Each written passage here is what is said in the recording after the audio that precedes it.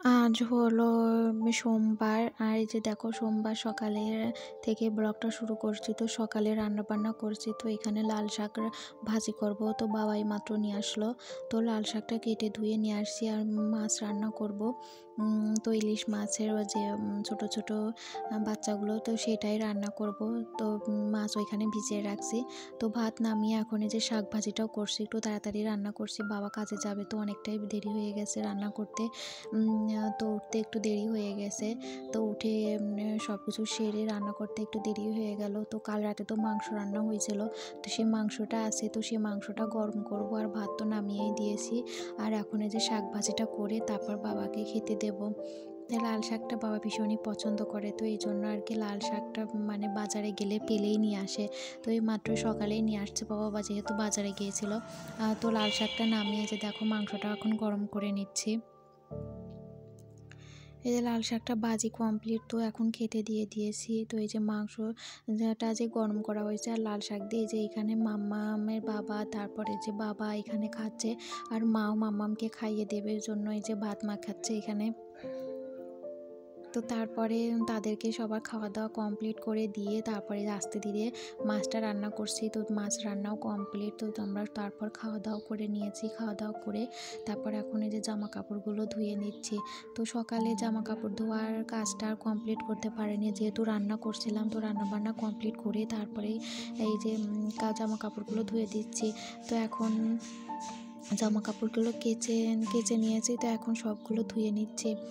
তো বন্ধুরা, আজকে বেশি একটা তোমাদের সাথে কোনো কিছু শেয়ার করতে পারিনি কাজ।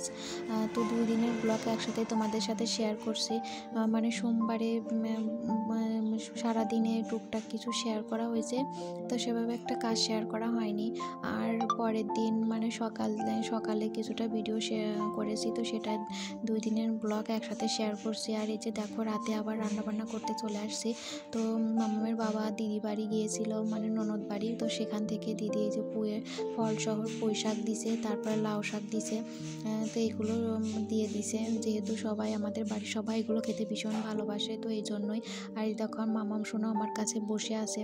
তো শুধু এখন সকালে যে মাছের ঝোলটা রান্না করেছিলাম, তো সেটা আছে। আর এই যে পুঁইয়ের ফলটা ভাজি করব।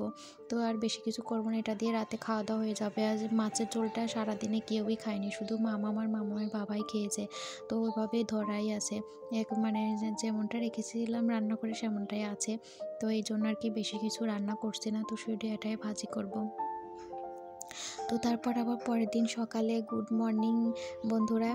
তো এই যে দেখো আবার এই যে এখন যে পুঁইয়ের ফল ডাঁটাগুলো ছিল, তো সেটাই এখন কেটে নিচ্ছি। আর ওই যে লাউ শাকটা কাটবো।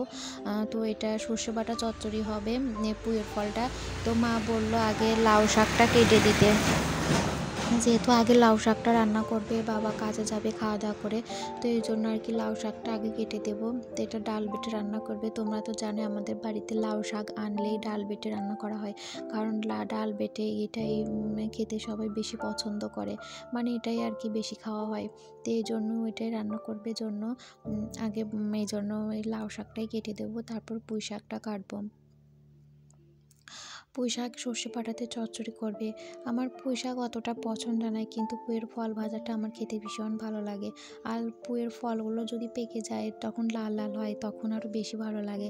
ভাত মাখালেই জানো তো লাল হয়ে যায়, দেখতেও বেশ ভালো লাগে, খেতেও ভালো লাগে। বন্ধুরা, তোমরা কারা কারা পুঁইয়ের ফল খেতে ভালোবাসো তাহলে অবশ্যই জানিও।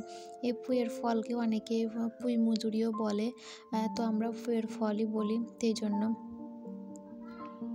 তারপরে কাটাকাটি কমপ্লিট করে মানে কমপ্লিট এখনও করতে পারিনি, পুঁইয়ের ফলটা এখনও মানে পুঁই শাকটা এখনও পুরোপুরি কাটতে পারিনি। হ্যাঁ, তো ভাত যেহেতু নামিয়ে ফেলেছে মা, তো এই জন্য লাউ শাকটা আগে ধুয়ে দেবো। তো লাউ শাকটা আগে রান্না করবে, তো এই জন্য পুঁইয়ের ফলটা পরে মানে আর একটু বাকি আছে কাটা, তো সেটা কমপ্লিট করে তারপর আর ধুয়ে দেবো। আর এই যে দেখো রান্নাবান্না কমপ্লিট হয়ে গেছে, এখানে কপি ঘন্ট, তারপর এই যে লাউ শাকের তরকারি, পুঁইয়ের ফল তরকারি, তো রান্নাবান্না কমপ্লিট হয়ে গেছে। তো খাওয়া দাওয়া এখনও করিনি। তো এই যে দেখো এখন চলে আসছি ছাদে জামা কাপড়গুলো মেলতে। পরের দিনের এই জামা কাপড় এইটা মানে ধোয়াটা আর কি। তো বন্ধুরা, আজকের ব্লগটা একদমই হয়তো ছোট হয়ে গেল, তো কি আর করার বলো। তো আজকের ভিডিওটা এখানেই শেষ করছি, দেখা হবে নতুন একটা ভিডিওর সাথে। সে পর্যন্ত তোমরা সবাই ভালো থেকো।